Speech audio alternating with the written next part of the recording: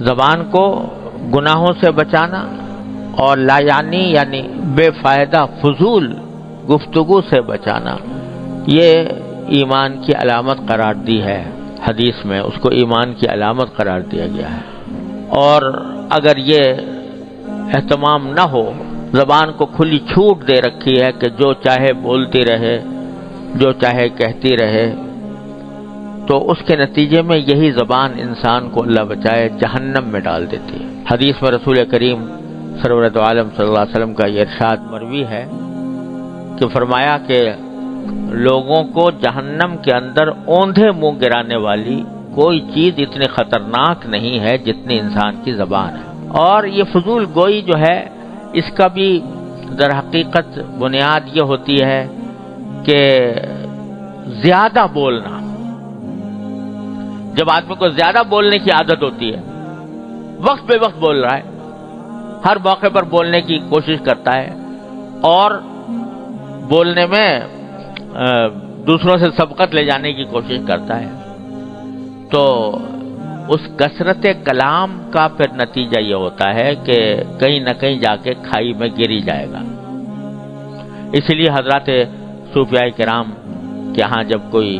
اصلاح کے لیے جاتا تھا تو اس کے مجاہدات میں ایک مجاہدہ یہ کرایا جاتا تھا، قلت کلام، کم بولو، یعنی صرف ضرورت کے موقع پر بولو، عادت ڈالو خاموش رہنے کی، بلا وجہ بولنے سے پرہیز کرو،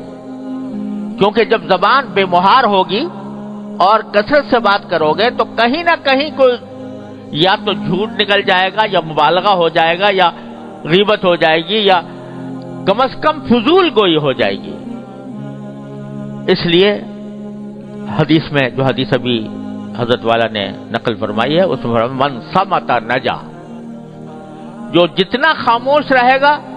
اتنی ہی وہ نجات پائے گا۔ تو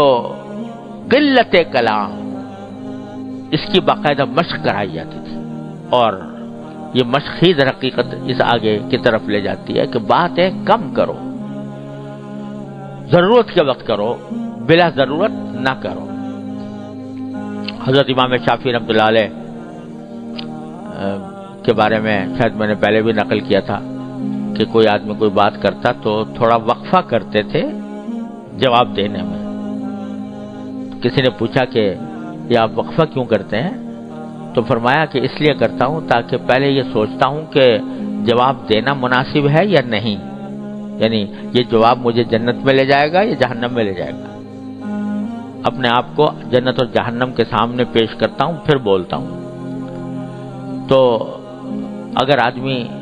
یہ طریقہ اختیار کر لے کہ بھئی کم بولے اور بولنے سے پہلے ذرا سا یہ سوچ لیا کرے کہ مجھے کہاں یہ چیز لے جا رہی ہے، تو انشاءاللہ رفتہ رفتہ یہ فضول گوئی کی عادت ختم ہوگی۔ اور اصل علاج وہی ہے جو میں نے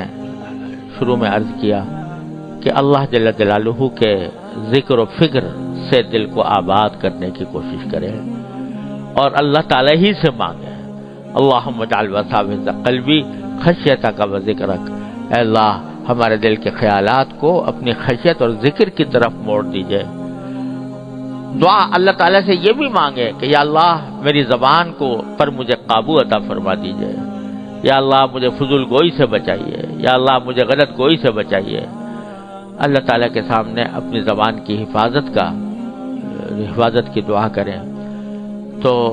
اللہ تبارک و تعالیٰ کی رحمت سے امید ہے کہ انشاءاللہ